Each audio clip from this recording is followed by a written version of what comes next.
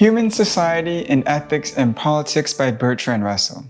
This book is basically his attempt to develop a theory of ethics, then apply it to society, and then look at some of the problems that you'll face, not only in developing a theory of ethics, but also applying it to society and trying to see where it can go wrong. And he hopes that if people adopt his theory of ethics, that the future of humanity will be a much better one. This book is broken into two parts. Part one is about ethics and just general problems associated with ethics. And then part two is about passions and politics, or some of the kind of realistic problems you'll face when trying to implement your theory of ethics, in particular his theory of ethics. So I'll try and address each part respectively, and I'll try and synthesize each part because there's a lot of chapters in each one. So on page 1 of the preface, he gives his definition, or like his thesis of the book, which is to develop an undogmatic ethic and to secondly apply this ethic to society. He also adds a bunch of stuff into the preface and introduction that he kind of reiterates in different chapters throughout the book. I'm not sure how it impacts the overall message of the book, but I'm going to share them because they're kind of big claims that might be interesting for you to understand Russell in a grander scheme. He thinks there's a separation between, say, rationality and passion, that a child can be excessively passionate and thereby, say, run across a street chasing a ball and get injured, or somebody who is excessively rational might not be pushed towards a certain amount of action. Thinks you can be excessive on either one of these. He also believes and agrees with David Hume that the that rationality should be the slave of the passions. But he adds a caveat that the passions should nevertheless be regulated by rationality. Unchecked passions are not very good. He also adds that there is in society a battle between passions and rationality, or he kind of switches the word to actually impulses. And he says that many traditional moralists have missed this active combat because moralists tend to communicate ethics in terms of like cold, rational prescriptions. But the reality is there's a dynamic psychology involved, and many men have exclusive impulses, meaning what A wants means B doesn't get what they want. And he wants to bring that into the picture. See, their morals, their code, it's a bad joke. Dropped at the first sign of trouble. And he also adds this, that some impulses are isolatory, like a scientist's impulse, and some impulses are social, let's say like a socialist's impulse, okay? So now let's get into part 1 of ethics. Ethics differs from science insofar as that the fundamental data you're dealing with is an emotion rather than observation. Which is not to say that you can't have an observation of emotions. You of course can, but if you were to describe those observations, it would then be a science of emotion, not a science of ethics or like an ethical proposition. For Russell, ethical statements express some kind of hope or fear or preference or an aversion or a love or a hate, and he says they cannot be disproven by amassed facts. Which is important to note because he kind of insinuates the exact opposite later on in the book.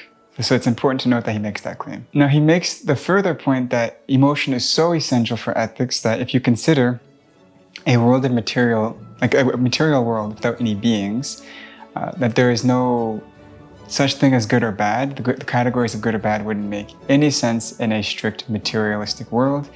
And he says, for example, the reason why a meteorite hitting Earth and wiping out humanity or all living animals is a bad thing is because we have the preference for that to not happen. Which Russell thinks is a problem.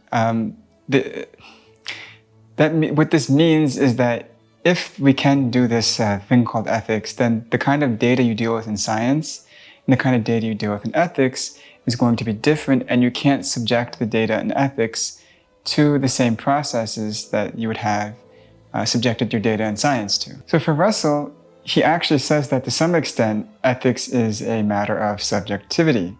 But he wants to be cautious here because he thinks there's something intuitively wrong with the idea that, say, my preference to not eat green peas is equal in value or subjectivity, let's say, to my preference to respect the property rights of the elderly and sick. These don't seem to be equal. One seems more objectively wrong or intuitively wrong. In fact, he argues that, for example, if I steal from the elderly, it seems to be the case that a lot of people would say stealing from the elderly is wrong. And so he kind of pushes towards he doesn't call it intersubjective verificationist worldview, but he is pushing towards that. And that kind of sense of wrongness, he says, can come in two forms. You can have a sense of wrongness that is governed by like a community ethic. So let's say, for example, in politics, there is an ethic of give and take. And then there is, he says, personal convictions, which can be something, let's say, like obeying the dictates of your own personal conscience. And these can both be religious and secular alike. We can have a religious community ethic and a religious personal ethic, especially when you think about things like obeying the inner voice that you hear as obeying some kind of dictate from God. You can have both a secular and religious spin to these. Which leads into one of the first insights of the book, which is that a community without a civic ethic will perish, and a community with no personal convictions will have no survival value.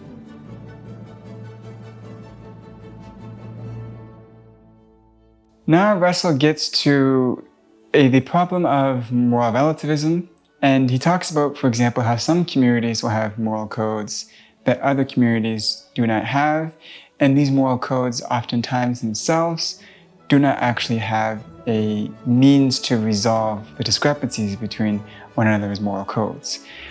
In addition to this, since humans often belong to multiple communities, they are often faced with an internal conflict as a result of belonging to these two separate communities that have different moral codes. You can easily imagine a doctor who subscribes to the Hippocratic Oath, but is also somebody who is an oppressed minority group, and they now have to treat another member of let's say, the group that is oppressing them. And so because they belong to the oppressed minority group, they now have an internal conflict with the moral code of their, say, medical professional community. And it's not only the differences on the civic level, it is also the differences on the personal level.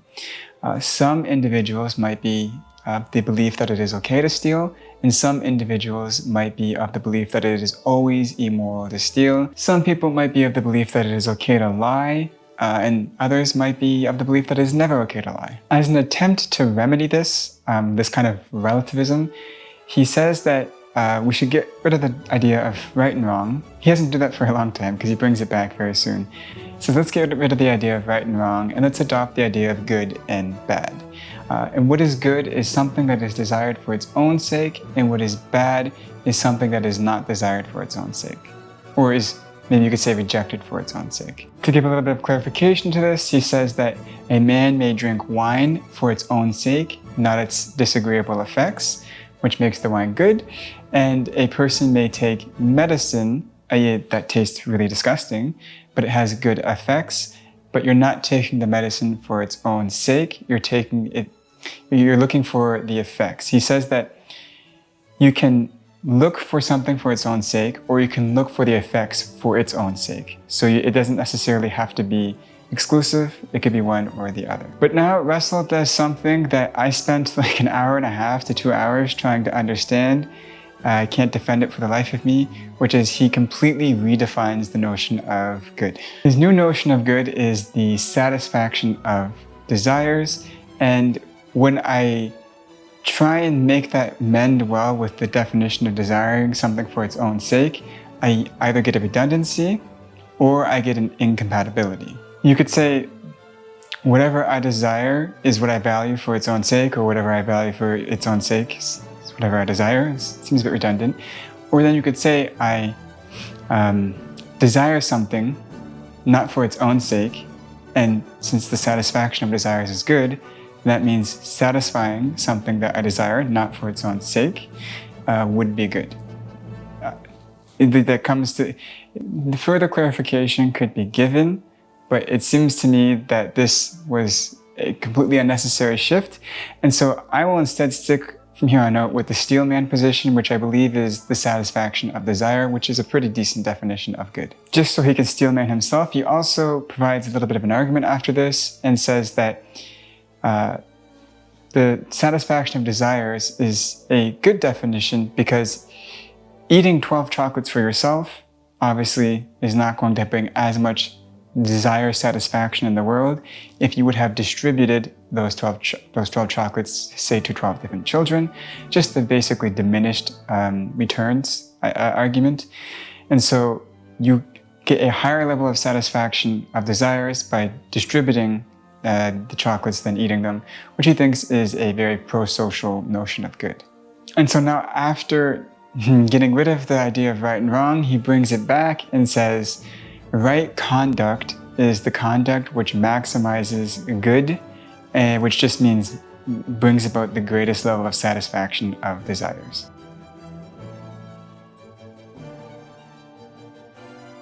So there are ethical disputes that happen, obviously, when you're debating ethics or in politics in general.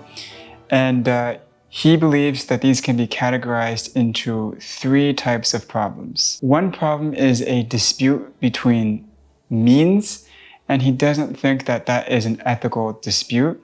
And so to some extent, that can actually be ignored. He actually says it can be ignored. Just to give an example, the production of goods is a good thing because it will satisfy desires, but using machines or humans is a debate about the means to the end, or the means to the production of goods. He doesn't think that ethics has anything to do with the dispute of debating the means. The second type of dispute has to do with absolute moral claims. He says, for example, when party A says that action B is inherently wicked and group C likes to do action B, it's kind of confusing, that is a problem, and the only way to kind of resolve that issue is through hypotheticals or rational arguments. So let's say John believes you should never work on Friday. Well, then you could ask John, let's say, hey John, you're gonna have let's say in 5 years from now you have a heart attack on Friday. Is it okay for a medical doctor to work on that Friday to take care of you? This hypothetical moral reasoning is the way to solve the disputes, or type 2 disputes as he calls them. So the last type of dispute he brings up is when parties disagree about the ends. So take for example, let's say America and Soviet Russia. Okay, they have a dispute about the ends of things, and both of them want to rule the world, and both of them have disagreements about how the world should be governed. The problem with this is it can get very quarrelsome, or continue to they can continue to butt heads, and the only way out of it is, he thinks, enlightened self-interest or cooperation. So in the context of the Cold War, rather than say America and Russia distributing AK-47s to every third world country in the world so they can all coup one another's governments, that's probably going to cause a lot of economic turmoil, right? So a little bit of education here, a little bit of enlightened self-interest would make both parties realize it's probably better just to cooperate and have civil disagreements rather than cooing every third world country on the planet. If we say cruelty is wrong, are we expressing an emotion or some kind of impersonal truth? This is a question that Russell now asks. In an attempt to answer this question, he kind of brings up some of the previous ideas where he said, if we just rely on our own personal consciousness, strictly speaking, that's a problem because it's relativism. But it does seem, as he said before, that there's an intuition, for example, if 2 people are at war, that both think that there is an intrinsic value towards something about victory. What that something is, we're not sure, but we can both agree that both parties recognize the mental states associated with victory are preferable to achieve. And from that, Russell believes we can develop some definitions of ethical knowledge. So these are the fundamental definitions and propositions of ethics for Russell. Number one is surveying the acts which arouse emotions of approval or disapproval. We find that, as a general rule, the acts which are approved of are those believed likely to have, on the balance, effects of certain kinds, while opposite effects are expected from acts that are disapproved of. Two, effects that lead to approval are defined as good, and those leading to disapproval as bad. Three, an act of which, on the available evidence, the effects are likely to be better than those of any other act that is possible in the circumstances, is defined as right. Any other act is wrong. What we ought to do is, by definition, the act which is right. And then number four, it is right to feel approval of a right act and disapproval of a wrong act. Now, some final comments about his ethical theories is it's important to mention that Russell believes there is subjective rightness and objective rightness. Subjective rightness can be right in accordance to your own personal ethic, whereas objective rightness is something that you can do with this method of accounting he's now developed, where you can look at the number of people who will reach a level of satisfaction as a result of the materialization of conditions where things have intrinsic value. So, like, I don't know, if there's 3 parties at war and 2 parties winning the war is the most satisfaction of desire for the whole planet, then that is the condition where there's intrinsic value that triggers kind of satisfaction of desire inside a large group of people's minds. So he's kind of counting like different people's minds, right? And reaching some kind of intrinsic value condition. That's what he's trying to do, and that's what he thinks is objective rightness. Another thing he mentions is authority in ethics, and that he does believe there should be some kind of authority in ethics, but it shouldn't be the traditional religious source of ethics, and it shouldn't just be this strictly personal and secular source of ethics. It should actually be this accounting method we've just talked about, where we can do all this mental accounting of people's desires being satisfied, and that should tell us what we should be doing. That should be the new source in ethics, that should be the new source of authority in ethics. So for Russell now, when he gets into politics, he argues that society has been governed by very unsavory passions for let's say sometimes not so much, sometimes a lot. But in particularly when he was writing, the world wars happened in his lifetime. And so he thinks that the unhappiest times in human history were within the last 25 years of publishing that book. And he believes it was due in part to this one passion that he calls the need for rivalry. And he thinks that any system of ethics needs to understand these kinds of unsavory passions that humans have. I should also add, it's not just the passions alone, but it's also the conditions that evoke those unsavory passions as well. So Russell starts this section of the book off by critiquing the kind of moralist worldview we talked about in the introduction. He says that men can't fulfill their strict moral duties because they have an impulse, and that impulse has a relative strength towards their sense of duty, and at times that relative strength can be higher than their sense of duty. Which then leads him to make this distinction between politically important desires or politically important impulses and politically non-important impulses or desires. As an example of what these are, you could say getting married, the impulse to get married, is probably not that political of a impulse. It doesn't affect the herd all that much.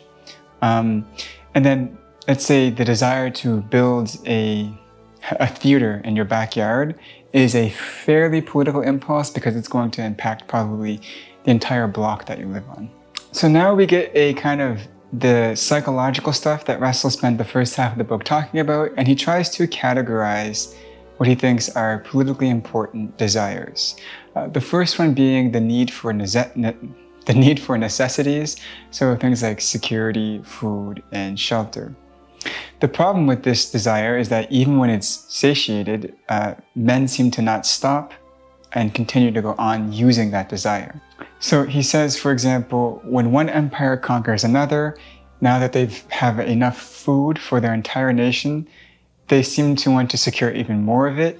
And he thinks this has to do with 4 different types of motives. The first one is acquisitiveness. So he says that people have an urge to acquire greater status or greater title and get more necessities of life. And he thinks that this is a combination of not only a sense of fear, but also that urge to acquire necessities. And he actually doesn't think that this motive is all that bad or malevolent, because he says if this motive existed with a lower sense of rivalry, if we didn't have this sense of rivalry towards one another, then we would have a greater sense of sharing between one another. And so even though we've been satiated, because we have this fear and urge to acquire more necessities, we will continue to acquire more and more and more, while also increasing the overall amount that is shared. The next one is vanity, and he calls it the look at me instinct, and shares a pretty funny story. He says there's an Italian princeling who was visited by an emperor and a pope, and he brings them up to the top of his tower to show them the tower.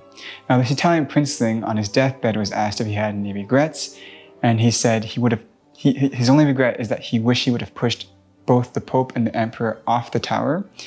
And when asked why, he said because he would be remembered forever. He'd be famous, which I think is a pretty funny story. And then he also adds that the other problem with vanity, besides it being pretty reckless, is that it is self-feeding. So if, let's say, a criminal commits a crime, reads about it in the newspaper, receives admiration or just attention, say, then they'll go and do it again because they're going to need a fix. They're going to need that attention again at some point. And so that's a problem because it then feeds on itself. But let's say you didn't report in the newspaper the criminal's action. Well, because they have that need for vanity, it's never satiated. And so they still have that urge. And so maybe they go and do another crime until you eventually report on it. And so vanity is kind of a feedback loop where if it's satiated, you get addicted. If it's not satiated, then you're still hungry. Now, the other motive worth mentioning is the love of power. And he believes that this is a double-edged sword because on the one hand, some of the worst leaders we've ever had were obviously had a love of power. And so the love of power has the greatest potential for destruction. However, it also has the greatest potential for good. For example, he thinks the pursuit of scientific knowledge is the result of love of power. Why? Because scientists seek a mastery over nature or the laws of nature, and they want to be able to do things with the laws of nature. So that is a love of power, he argues. Now, he also thinks there are some secondary group of desires, politically important desires, for example, like the love of excitement. But these aren't as important as the ones we just mentioned. You should consider them, he says. And for example, a society that doesn't have any love for excitement probably isn't going to be a society that you want to live in anyways. And that could lead to a falling out of the society. So it's also something you need to take into consideration, right? When you're making ethical decisions, some people should be allowed to feel some level of excitement. But he thinks the primary ones that we need to deal with first, especially because he was writing at the time of the 2 world wars, is things like the love of power, vanity, and acquisitiveness. Now, one last chapter that I think is worth mentioning here that really helps you understand his worldview is the forethought and afterthought chapter. I'll put it in brief. He says what differentiates man from animal in this case is his ability to reason about the future, use his memory, and have imagination. And because of that, we need to be careful about the kind of conditions we create. He gives the example of, let's say, if a bear could harvest honey like humans could, if the bears didn't develop an ethic of asceticism, basically like extreme self-control and discipline, you could say, they'll just become unhealthy. Their diets will be terrible, and their higher cognition will have sufficiently ruined their species. And he makes this analogous to science, right? So building nuclear bombs versus building nuclear power plants. We need to develop the right types of ethics whenever we change the material conditions of society, whenever there's a big scientific innovation. because otherwise we are going to ruin ourselves. So in sum then, what this book is arguing is that right actions are ones that maximize the good, and the good is just the total number of desires that can be satisfied. It's better to satisfy more desires than fewer. And in order to do this, we need to be very mindful of the psychological realities of humans and also the technological innovations that we've created. These can both undermine any attempt at developing a really, really solid ethic, and we can't be naive about that. In general, though, my opinion of the book is, with a lot of Russell books like this, there was also like The Conquest of Happiness that I've read. I've also read Power, New Social Analysis. I've read a few of his books now, and they all seem to suffer from this same problem where he likes to develop technical notions of things, very precise meanings for terms, but would then later abandon them, or he will say something that goes against them, to some extent maybe even a contradiction. He does this a lot, and he also repeats a lot, and it does seem to me, I have the impression that he doesn't have enough to write about inside this book, because everything that was said seemed pretty rudimentary. And there were some chapters where it seemed only tangentially related to the thesis of the book, which is why I actually left maybe 12 chapters out of this review. It's because they weren't essential to making the main arguments behind this book. They seemed more like he's a writer who likes to wake up and write his ideas down, and that's fun to him. And so he decides to put things in here that shouldn't be in here because he was slightly biased in his judgments. I think these books could be trimmed down a lot, and there could be a lot of fat taken off of them. It does seem a bit repetitive and rambling at times. So overall, I would give the book a 6 to 6.6. In between there, out of 10. 6 to 6.6 out of 10. Unless you want to read Bertrand Russell specifically, you don't need to read this book. And as you've probably now, having watched this video, realized, most of the arguments are basically they're rudimentary. Anybody who's taken an intro to philosophy course could have given you the same arguments with less words. But with that being said, let me know what you think, and bye-bye for now.